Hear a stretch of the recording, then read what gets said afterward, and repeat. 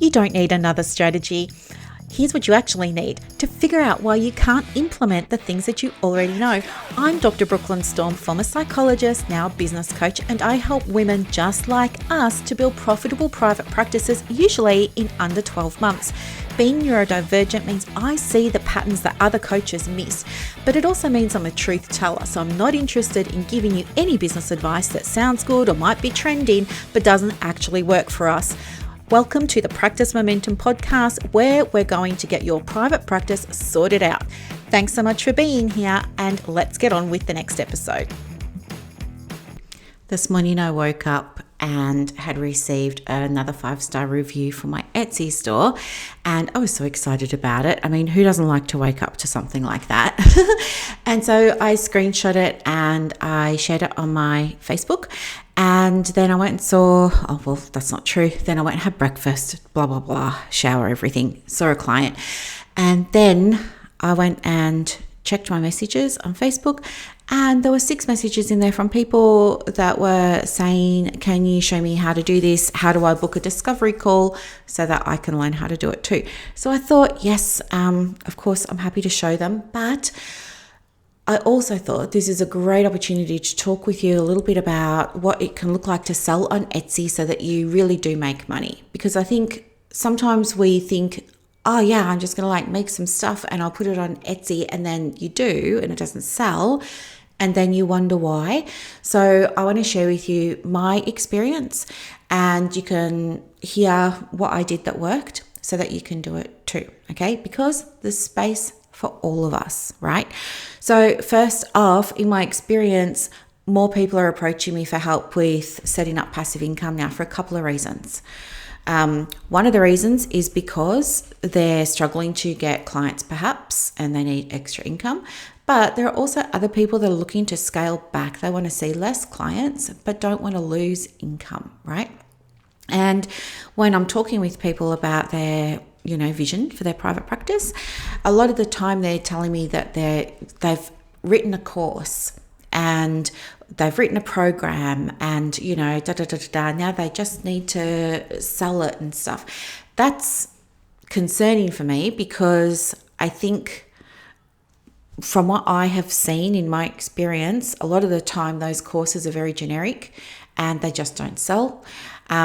Because the person who put it together didn't understand what was required. And it's not their fault. They just think, oh, you're going to put something together. But they didn't understand all of the nuances and steps that go into it to make it something that people will really, really want to buy, right?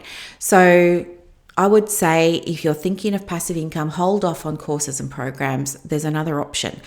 An easier option, won't take you half as much time, won't cause you half as many headaches, and it's more fun, okay? And that's an Etsy store, all right? So I think too, some of you are probably thinking, I've been thinking about this. This is on my vision board. Yes, you're speaking my language now, Brooklyn. Let's just dive in. Tell me how to do it. And I will tell you how to set up your Etsy store today so that you can make your first sale in 30 days, right? I will tell you that, don't worry.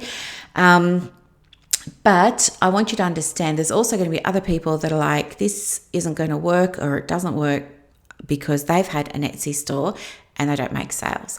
Let me tell you, the people that I know that are in our community that struggle to sell on Etsy, if I have a look at their shop, I can tell you very quick, smart, why they're not selling anything. So leave it to me today to tell you how to avoid that so that you can really start making some sales, right? Now, I think too, sometimes people just think like it's going to be super duper easy. You just make a PDF, you throw it up, and then you wait for all the golden pentacles to come down. Sorry, that's a tarot phrase, isn't it? Where did that come from? Golden pentacles raining down from the heavens above. Yes. Okay, but the reality is that there's some things to do so that the pentacles can come raining down on you, okay? You need to set up the shop first of all, and there are a few things that you can do that will really help you set that up. The first thing is go and have a look at a few other shops and see what you like. You've probably bought something on Etsy yourself. Go back into your account. You can see purchases and orders, go in there and have a look at those people's shops and see what you really liked about their shop that caused you to buy a product that they had. Usually they're going to have a great banner. So a great banner is something that's visually appealing, but it also does other things that will do the selling for you. So for example, if you went and had a look at my Etsy store, I will put the link in the comments, but it's called The Happy Practice. If you went and had a look at my Etsy store, you would see my banner has that people can get 40% off, right, when they buy stuff. So it's one of the first things that they see. I've got a little mock-up there, so a little picture showing the types of things that I sell, and then I've got the name of the store. And my branding is separate to my business because I think I mentioned this before, but the whole reason that I started this Etsy store was because last year in Practice Momentum, a few of the women there were counsellors, psychologists, social workers. They all wanted to start an Etsy store, and some of them had begun, but I could already see, I was going to say they were doing it wrong. There's the autism, right? There were other ways that they could do it that would really increase their sales. And so then I said, okay, look, I will show you and I will record my whole entire process, and you can just get the popcorn and the cup of tea and you can just sit there and Netflix Brooklyn for an afternoon and see how I do it. And so that's what I did basically. And I walked them through. So you want to have, so my branding is different to my business, and that was because it was never meant to be part of my business. I never thought that I'd be having an Etsy shop again. My Etsy shop was an experiment, a teaching experiment for my clients. But anyway, turns out I'm loving it. So I'm thinking I'm going to actually keep listing stuff. I mean, it's been dormant for a few months now, but anyway. So yeah, my branding is quite colourful and playful. And the reason that I chose that branding, so you've got context when you choose yours, I just wanted mine to be different. So when I went and had a look at, so my audience is you, right? Women in private practice who are starting their businesses. So when I was going and having a look at, what other people were selling, it was all like the beige aesthetic, It's like I was just rolling my eyes. Everybody had a very luxurious looking font on their shops and on all their products, and they were using all the beige and the black and the white and the olive green and the things, right? And I just knew I didn't want to create a shop that looked like that, because if all the shops look pretty similar, then we're all going to be competing on price pretty much. And I don't want to be, as I say to my clients, the Temu of my thing, right? So I tell my clients, you don't want to be the cheapest therapist because you don't want to be the Temu of therapy.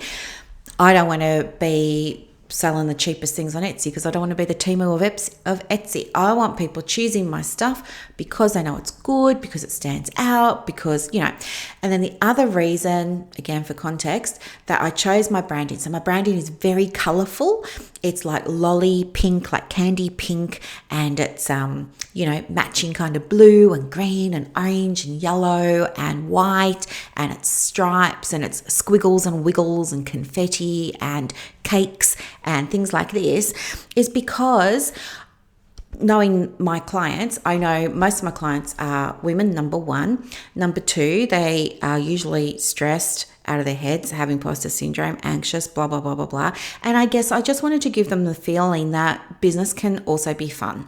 And I wanted to make a shop that gives them a feeling of playfulness and lightness and fun, and that feels fun and joyful to look at because it's lovely, big, bright colors everywhere, right? Very feminine, very feminine. So anywho, you want to have a lovely banner, and I would absolutely recommend putting on your banner that you've got a sale or a discount or something like that, your business name, and then a picture that's either a picture of you, because they convert really well, or a picture of some of the different types of things that we can buy from your store. So that's the first thing. And then you just heard me with my branding. My branding was separate to my practice for the reasons I just said. If I was going to do it again, I would keep it the same branding as my practice because it would just save me a whole lot of time. So your step, if you want to create a shop, Make it really simple for yourself. Use the same font, same colors, same logo, right? Same.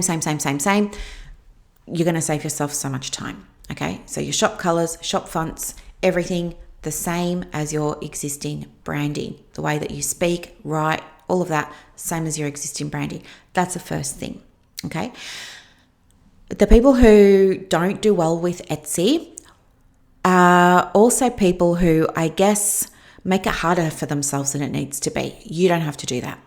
So, for example, some of them will go and get a template from somewhere, or they'll pull a template from Canva and they'll just rebrand it and whack it up.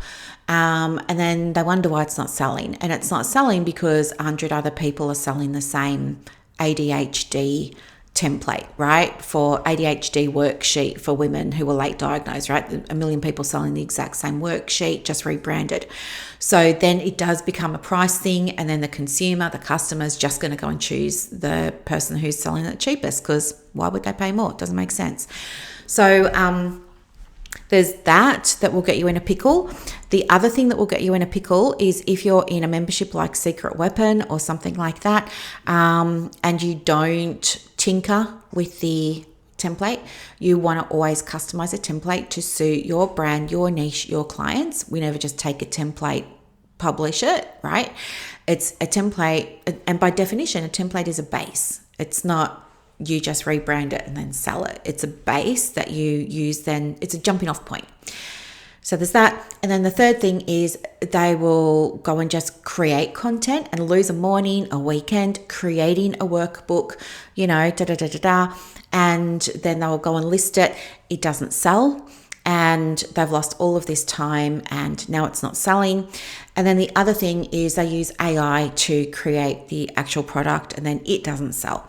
So, and then they're wondering why not, because they're thinking that because they used AI, AI is the magic bullet, and it should be raining down the golden pentacles. So I'm here to say, no, don't waste your time with any of those things. Go into your cloud drive or Google Drive or OneDrive, whatever it is, go into your drive, go into your computer, or even go into your Canva account and find a couple of resources that you already have made. And then you will probably see that they're Google Docs, which is perfectly okay. They might be Google Docs. They've probably got your branding on them, right? They've probably got your name on them, right? All of that kind of stuff. Sell those. You don't have to go making new stuff. Just sell what you've got. That's the easiest way, and it's all that I do. I just sell what I've already got. So the things that are on my Etsy store are things that I had already made and given away to some of the clients that I work with privately or in other communities that I've got and things like that. So I'd given them away to clients who are already I was working with them privately. But now you can take anything that you already have there, and if it's a Google Doc or a Word doc, for example, or whatever, go and just make it a PDF. Just when you're in Google Drive and you go to download the thing, when you download it, it gives you the option of saving it as PDF. Just download it as a PDF. No big deal. Done. There's your product. You didn't even have to make anything. Okay. So that's going to save you bucketloads of time. Then you're going to want to write a name for it. So go and have a look, have a quick squiz at the competition, see who else is selling the ADHD worksheet for late diagnosed women, and see what their titles are kind of looking like, get a bit of a sense of how to write a title, and then write one, okay? The title is very important because it's what's going to draw people to click. And then there are two other things that are very important. One of those is the image. So when you go to list your product on Etsy, it's kind of like Instagram in a way. Like, you know how on Instagram now you can have 20 images? Well, on Etsy, you can have, I think even it's up to 20 now. You don't have to use all 20, right? You might just use one, or you might use 3. It doesn't matter. Again, go and have a look at what your competition are doing to get an idea of what you need to do. But even if you just had 2 or 3, it's fine, right? And go make a couple of images. But that first image, the first thumbnail image that people see, that and the heading is what's going to make people click. So if nobody's clicking, you need to change one of those things, right? There's a quick tip for you there. You will know after 14 days to 30 days. I would say 14, but yeah, I'm also feeling like I should just extend it out to 30 for you, especially if it's a new business, a new shop. You will know if you need to change something, okay? So you want to have 2 or 3 little images, great, meaningful title lets people know exactly what it is that they're going to be getting. And then you're going to write a description. So the description is what explains the product. So that's where you're going to be saying who it's for. This ADHD worksheet is for women who were late diagnosed with ADHD, ADID, or ADHD combined subtype. What it is, this is a PDF worksheet that is fillable, and it is 3 pages long, and I use it with my clients and they love it, and that's why I'm putting it here. Then you want to say, what does it do? So this is where you're talking about like the transformation, right? What do they actually, how's their life, their experience going to be different as a result of getting this thing from you? Like, what's your product going to fix or change for them? Use this PDF if you are still trying to navigate what the diagnosis means for you and how it could be showing up in different areas of your life. Okay, use this worksheet to track current behaviors and so that you can take it to your ADHD follow-up appointment, right? Whatever it is. So you want to like let them know the point of it, the thing. And that's really what sells it, okay? The transformation, that the how's something going to change. And then after that, you just want to, I guess, go and fill out every other bit in the listing. So it will ask you, do you have categories in your shop? You don't have to. I do. Some of my categories, again, for my audience, and it's different to yours, but for me, I've got resources that are for marketing, their private practices, or for doing their admin, or for managing their finances, or creating passive income and stuff like that. But you might have categories for yours around self-help or around I don't know, a particular modality, right? Could be ACT worksheets that you're generating. It could be workbooks. It could be meditations. Like it could be by age, right? It could be, these are resources for children up to 12. These are resources for women 35 to 60, like whatever, you get the idea. So you have some categories if you choose to. And then you have to say, like, if you made it or if AI made it, you can say that you made it. And then you're going to create some instructions for how people can access their purchase. So for me, I just have a PDF and I just upload that PDF set of instructions, and it just tells them, thank you so much for coming to the Happy Practice. Thank you so much for your order. I'm really excited for you to use this thing. And then I'll include, to remind them, the thumbnail image of the thing that they bought, because yeah, they might be looking at it now, but you've got access forever to your products that you've purchased in Amazon, right? So they might come back to it 12 months later, and I want them to remember, oh, that's what it is. So I include that thumbnail image, I include the title, and then I just include a link to the Google Drive, to the file on Google Drive, so that they can just click that link and get it. Easy. Yeah. And then that's pretty much all you really need to do. And then optimize it, of course, and then just hit publish and you're done. That's it. Very, very easy. There are a couple of things too that I can share with you as well that will hopefully be helpful in terms of if you really do want this to be making money for you. The first thing I would recommend is track the income that you're making from your different products. So I started doing this last year when I was teaching my clients how to do it. I've stopped tracking now.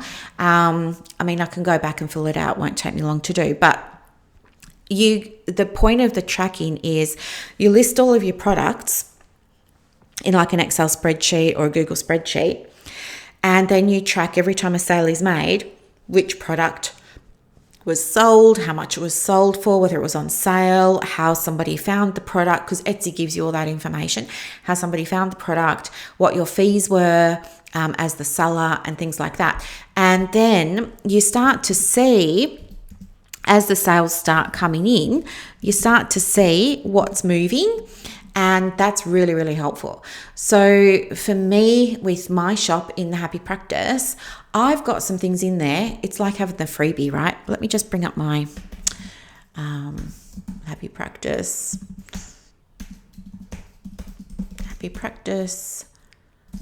Etsy.com. Sorry, just trying to bring this up so I can show you. There we are. Yeah, I got things in there that I thought were awesome that just aren't selling at all. And then I've got other things in there that are just doing like so well that they've had heaps of sales. And I thought they were the most boring products ever. So I'm sharing that with you so that you understand that tracking is what's going to tell you what your clients want. So for example, a lot of my clients ask for business plans. So I made a business plan template, right? I don't think anyone's ever bought it. It's crazy. I've got a GPT, a custom GPT that I made for therapists that they can use to generate their own action plan if they don't want to use a template. No one's ever bought that. The things that I created an ADHD productivity planner, right? Everyone was telling me they wanted it. No, turns out nobody wanted it. The things that I made that I thought were really boring that wouldn't sell have done exceptionally well. Like I've got a private practice income and expense tracker. To me, in a way, it's probably boring, right? It's just a little spreadsheet. But if I go into my, If I go into my shop, I can see the sales, my listings. Right, so I've sold 40 of the expense trackers and they're about $15 or $16.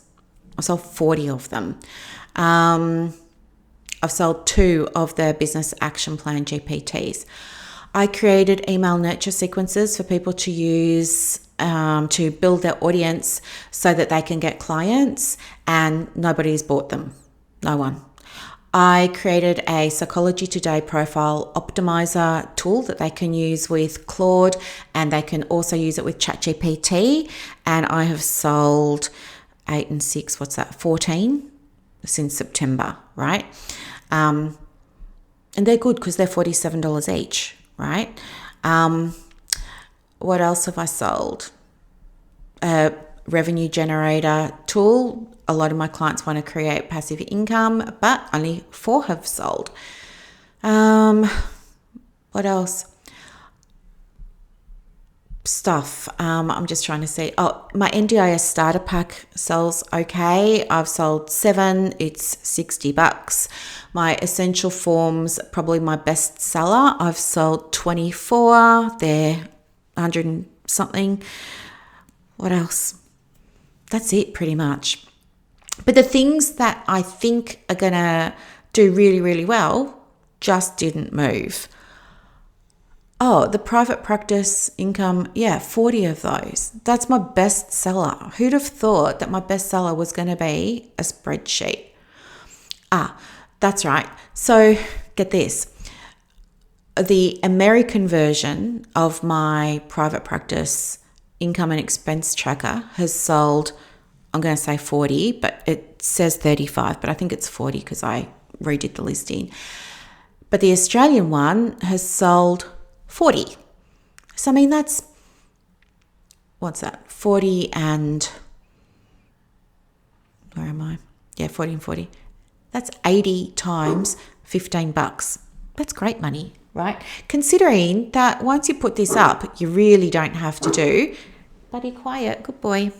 He's learning how to be quiet in the new house, sorry. You really don't have to do that much, right? That's very important for you to be aware of. The way that you get the sales, well, hang on, let me just go back to this. You got to have different things in your shop, okay? So we can't just fill it up with worksheets and we can't just fill it up with workbooks. You want to have variety because that'll show you what's working. And you want to put up things that you're passionate about and that are on your heart to put up, just like I did. And you will probably experience just like I did. They don't really sell that well. And then you're going to put up other things that you don't really, you don't feel lit up about, but that actually sell like hotcakes. So that's the first thing. Must have variety. Make sure you got the pricing right. Have a sale going all the time, really easy to do. So in your shop, you're just going to go into the marketing section, go to sales and discounts in there, and you'll be able to set up some sales. You should always be running a sale, right? So I've got a sale. For me, it's order minimum. So if they buy, if they come along and they're like, oh, I want to get these 2 things, well, it's probably worth their while to get 3 things because then I'll get 40% off. And if they're getting expensive things like my NDIS starter pack or the essential forms, for example, then it makes sense for them to save 40%, right? Because it's hundreds of dollars they're going to be spending. Who wouldn't want that? So, you want to do that. And then the other thing that will really help you with your sales is posting consistently. So I know that when I put a product up in my shop, and even outside of your shop categories, Etsy has its own categories, right? So when you go and you list your worksheets, for example, it will say to you what department, what category do you want it to go in. It's probably going to go in something like how to, and then templates, and that will be where you put your worksheets, right? And you're going to list your worksheet there. What was I going to say? Just forgot what I was going to say. Oh, that's right. So you list your worksheet there. And then what happens is once it's published, it goes live and it stays active in Etsy world for, I think, 24 or 48 hours. You get a day or 2 where Etsy actively push it, right? They will show it in, so if you've ever searched on Etsy for something, you know what I'm talking about. It's like searching on YouTube for things. You get rows of pictures of things. And so Etsy will put your product on the first page for the first day or 2. And it's doing that to see, number 1, whether or not it's something your clients want. It's measuring who's looking at it, who's clicking on it, how long are they staying on it for, kind of like your website or like Google or like your social media, right? The algorithm is the algorithm. And it's using that information to figure out whether or not it's going to continue showing that product to your ideal client. So that's what's happening. So you're getting this big boost of free publicity and free marketing by Etsy for your product. What you don't want to do is the same day or within that 48-hour period, go and list another product in the same category, because then they cancel each other out in a way. Etsy's only going to promote one. So we don't want to be listing 2 things, 2 worksheets within 48 hours. It would be better if you listed a worksheet here and then maybe it was an audio meditation over there, right? Day 1, it's worksheet. Day 2, maybe it's the audio meditation. Day 3, maybe it's back to a worksheet. Day 4, maybe it's something else. The important thing is, doesn't really matter what it is, but we want a different category. If you published a worksheet and maybe it was just sticking with the example there of the audio, like meditation, you could publish both of those on the same day, and both products are going to get extra boosts, extra reach, extra visibility. But then what's going to happen is it's going to start slowing down, dying down, then it's going to die a very slow death. And then the only way people are going to find it is if they're specifically looking for things using the words that you've put in your description and your title. Exactly the same as when you write your website content and copy, exactly the same as when you're writing your blogs, exactly the same as when you're writing your social media, right? You already know how to do this. So again, it's not a big learning curve for you. So if your ideal client is typing ADHD worksheet for women who are late diagnosed and they're typing that into Google, Etsy's going to surface that because it's a match, okay? But if the description and the title aren't using the exact words that clients use, this is why saying stuff like walking alongside you and safe spaces and all that BS, those people who write all that stuff, they don't get the visibility that they should be getting, right? Because they think they're doing what they should be doing, but they're not. So anyway, that will really help you. Otherwise, what's going to happen? Die a slow death. And then the only other way, apart from somebody specifically searching, is if you specifically give them the shop link, or so you're driving traffic to it, or what else was I going to say? I've just forgotten. Oh, you know what I'm going to say? I'm going to come back to it. Yeah. So if you've been posting some stuff in your shop, you should expect to start to see sales within the first week or two. If the sales aren't happening, that's telling you something. You can go and you can look at your Etsy dashboard and it will tell you what's going on, how many people are seeing the things, But if you've already been giving them to clients or maybe selling them to clients and things like that, or selling them to supervisees, for example, things like that, they're going to sell, okay? Another way that you can make sales after the 48-hour period is to share your product. Like, let people know that it's available. We don't want to just be counting on people thinking, I should go over to Etsy and see if Brooklyn's got something. Most of the time, people are just going to check. For me, they're going to check my Facebook stuff first and see if I've shared anything there. And then they're probably going to go over to my website and see if I've got stuff there. But what I find works really well in driving traffic is if I share something to my stories on my social media. Now, you don't have to be on social media. That's totally fine. I'm just saying what works for me. If I can share a review with a link to the product, it will sell. If I share a story of a picture with a link, it will usually sell, right? So you want to be doing that, and definitely put it on your feed. If you've got social media, definitely do that. If you're not using social media, that's okay. I would be letting people know, like if you've got a brick and mortar place where you're seeing your clients, why not go and get yourself a really pretty decorative frame and frame your logo and for your Etsy shop with the Etsy shop name, and put the orange E there for Etsy, and include like a little bit of a QR code or something, so that while clients are waiting to see you in reception, they can go shopping at your Etsy store. Right? Little things like that. Put it on your website, your Etsy store link, and any products that you've got in your email footer. You could just have a persistent image that's clickable that people can go over to the Etsy store for to buy things. If you've got a podcast, talk about it. If you've got a YouTube channel, talk about it. If you've got LinkedIn, make sure you've got a pinned post about it. All those kinds of things, right? So I guess the other thing is you want to be good with your pricing. So you don't want to undersell, right? Some people will go on Etsy and they'll sell things for, $5 and things like that. And that's perfectly okay depending on what the thing is and on who the audience is. But I really believe that you've got to price accordingly. So for me, I keep the pricing consistent for products I sell in multiple places, like my NDIS starter pack, my essential forms. That's the same price wherever you go.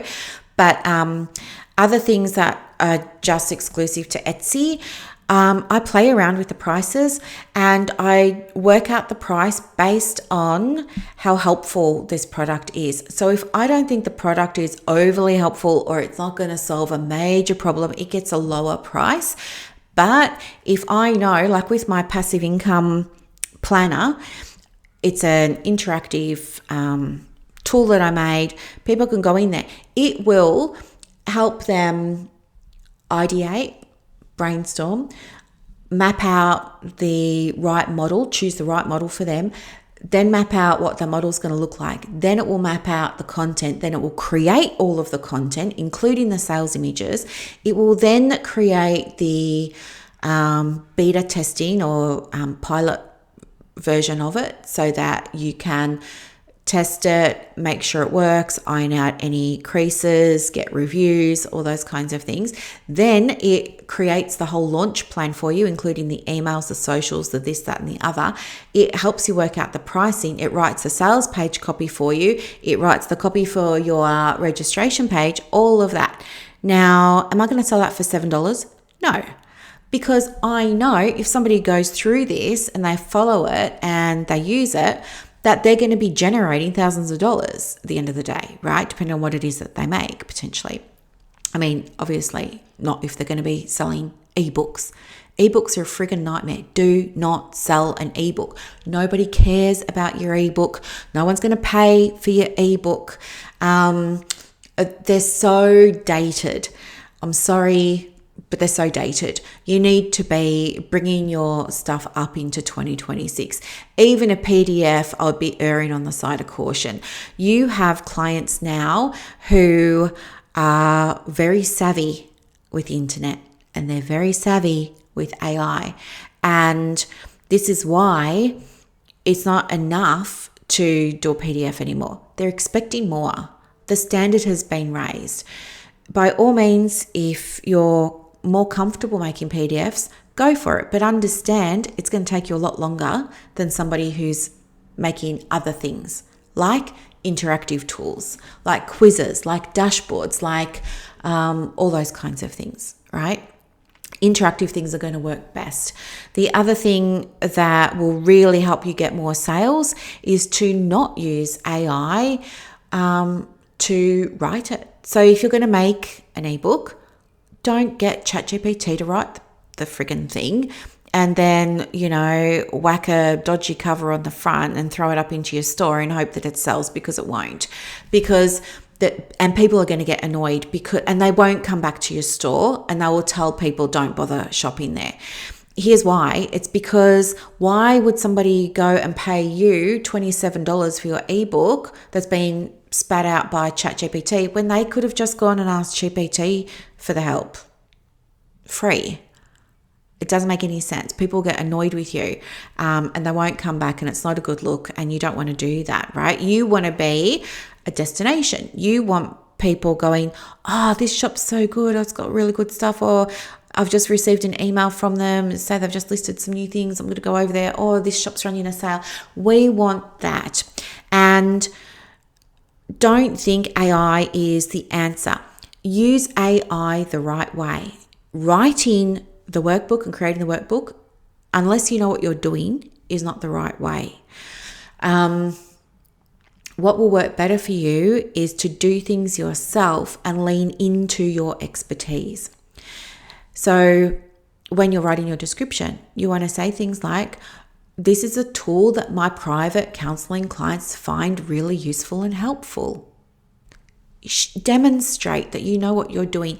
In your bio on your Etsy store, let people know, hey, I'm a psychologist and I love to share resources that I use with my clients in my private practice. My private practice is all about grief, loss, and trauma.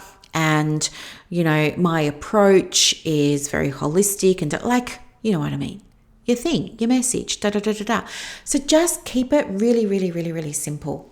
I would copy and paste stuff from your website into your Etsy store. Look at any resources you've made, given, or sold to your existing clients that resonated, that worked, that were helpful, that you got good feedback about, because that's a sign there that other people will find it useful. And then just go and start putting them up. Before you open your shop, you don't have to publish them all at once, but I mean, you can. I would create 10 things ready to go so that you've got them there. And I'll tell you why. If you are selling one thing, right? Maybe you're very excited, you just set up your store, you've got your one thing and you're promoting it. Hey everyone, come and see my shop. Like, I've just opened my shop. I'm so excited. It's called All About You Therapy and Counseling and whatever. And I'm selling resources for my clients on this, that, and the other. And then we go there and there's like one product in the shop. It's going to be crickets, right? And we're not going to trust you really, because we're going to be thinking, what's going on here? This is weird. I mean, imagine walking into Myers or DJ's or Bunnings and there's just like one thing, but there's all this other space. You'd be thinking, what's going on? Like, where's everything else?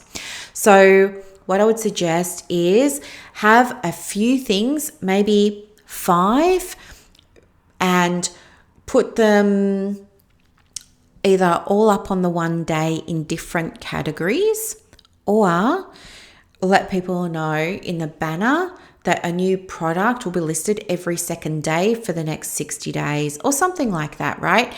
And just fill up that shop. The more product you've got, the more sales you make. It's that simple. If you've only got 3 products or 5 products, it's going to take you a lot longer to make sales. At the moment, what have I got? 18. I've got 18 things. I need to get another 82, right, to get up to 100. But I need 482 to get to 500. Why 500?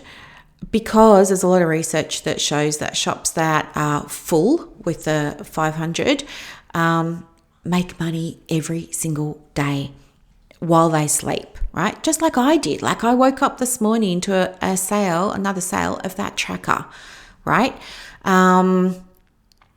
So if I've only got 18 things there and somebody's in the mood to be tracking her expenses, what I know now is, okay, there are actually lots of women in business that are being proactive and wanting to track their expenses. Okay, it's my best-selling product, one of my best-selling products. So now I want to think to myself, now that I know that, what could I create that will complement that would make sense, right? So yeah, I'm going to give her the expense tracker, or the income and expense tracker. But what else could I give her that would be a no-brainer for her to buy as well, right? And I want to sit them side by side. Single products can sell super duper well, but what can work even better is bundles. So if you've got 3 or more products that are all kind of related, put them together as a bundle. People love a discount and it feels fun to get a bundle. So you could put a bunch of things together. Think about a bundle, right? So you could have essentially the same product for your, I don't know, grief, loss and trauma, but maybe you've bundled up a version for teens, and then maybe you've bundled up a version for the boys, and maybe you've bundled up a version for, I don't know, the aged. Like, do you see what I'm saying? Have a few bundles going. Try a few things. Be sure to share things. It's not hard to share things on your social media. And then the other thing is, people often ask me about the fees. So I can share with you what the fees are. So if I go into my orders and I go to completed, okay, so this one was ordered this morning. Let's select that one.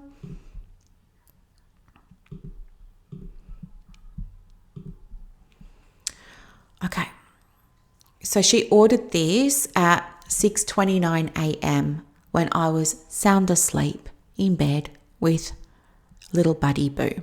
Okay. She bought it at 6:29.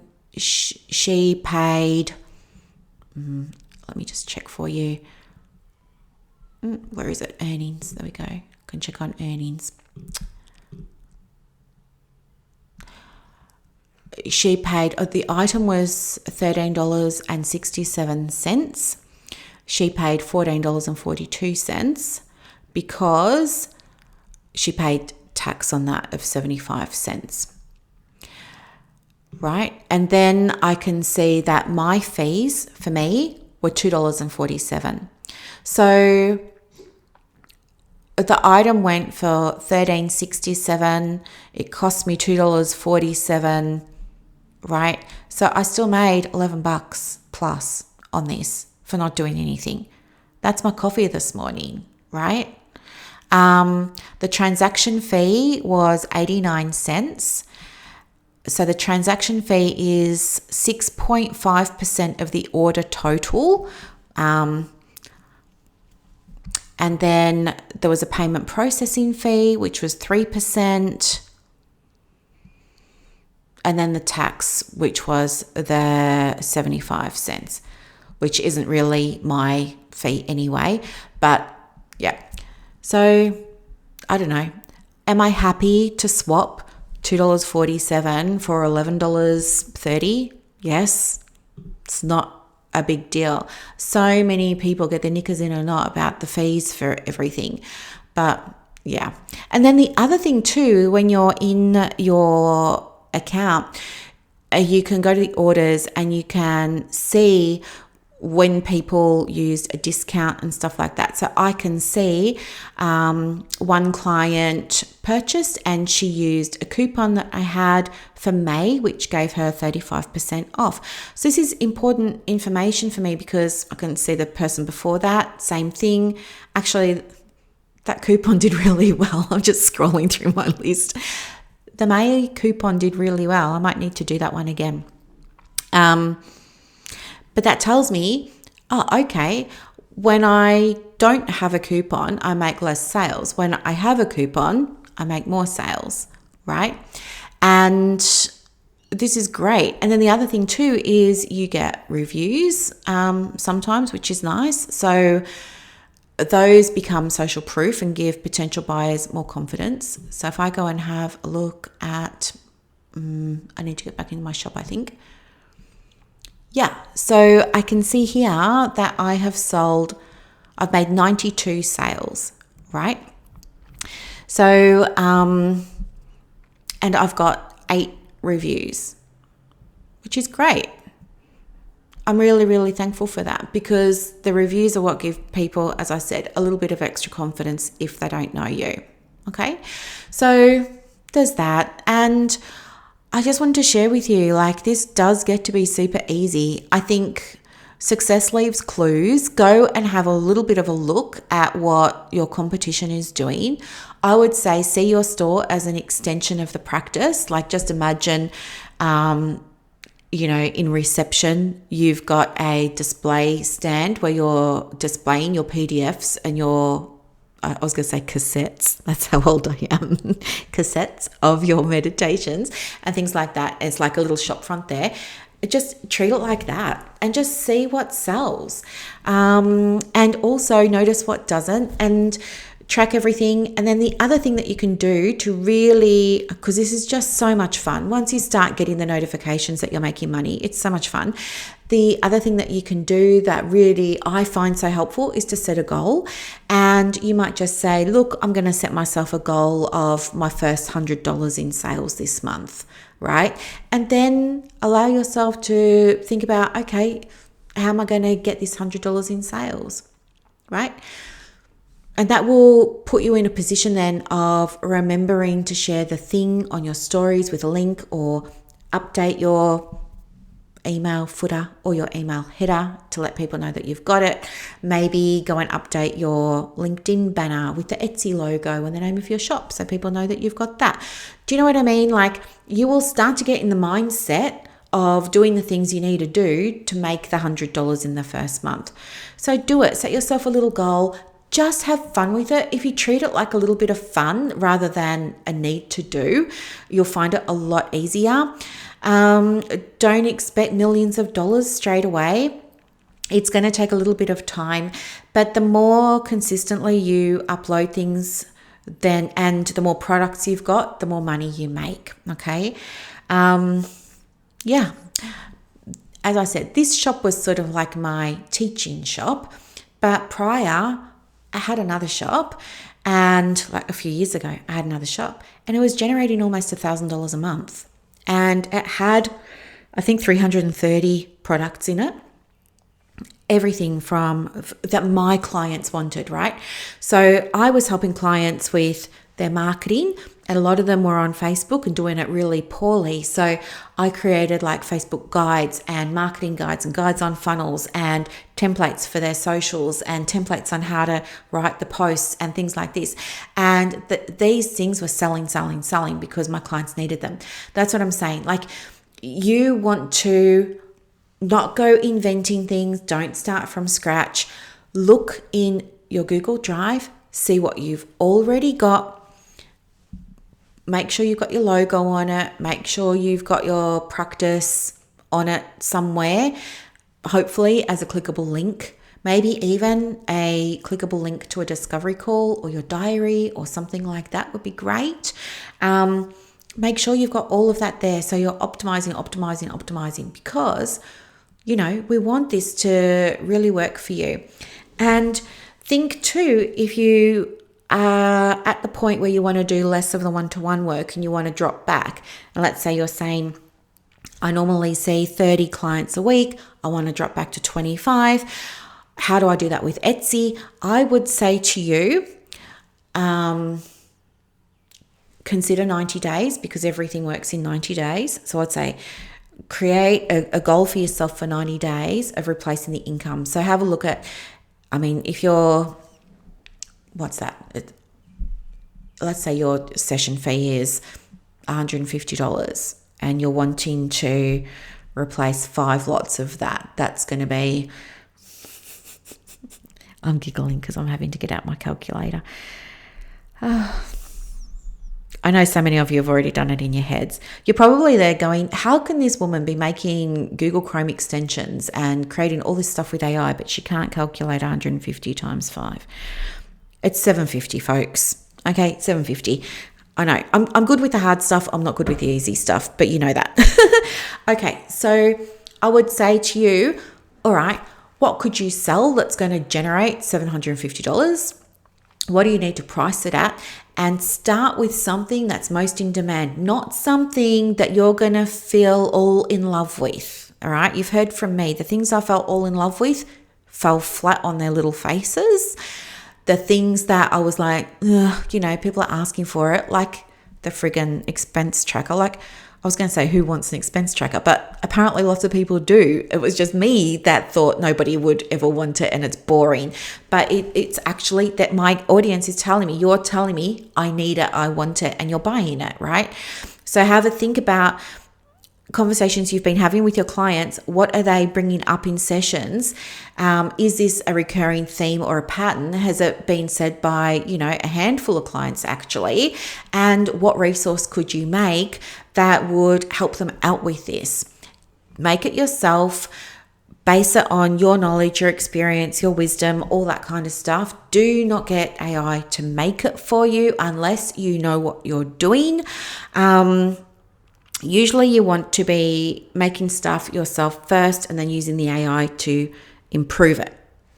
Okay, we don't want to be like making the stuff in AI. But anyway, I hope this is super duper helpful. And if you make your shop, let me know, because I'm more than happy to give your shop a bit of a shout out on my podcast. It gets 150,000 downloads. It's in the top 5% of podcasts in the world, probably because it's got like over 600 episodes now. It's amazing how I just keep like rambling on, but I could keep rambling on. Anywho, I'm more than happy to give it a shout out. Like, not going to charge you for it. Don't worry if you're thinking you can't afford it or something like that. No. If you listen to this episode, you take action, you go and start your shop, I'm going to support you. Let me know the name of it and what you're selling and stuff like that. And I can absolutely give it a plug on a future episode. It would be my pleasure to do that for you. I mean, we're all women in business. We've got to raise each other up. I don't want to do lip service to that. I think lots of people say that they're going to do it and they don't. They think it's a nice sentiment, but I do. Like, even if you go over to my website, I have a whole section on my website where I freely promote women that I know do a fantastic job of what they do.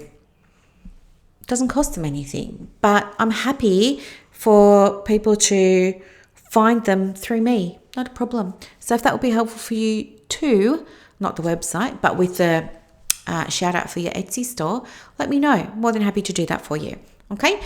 In other news, I've also had some requests come through based on a post from last week, which was about manifesting, because I've been sharing all news on my Facebook about how much I'm loving my new area.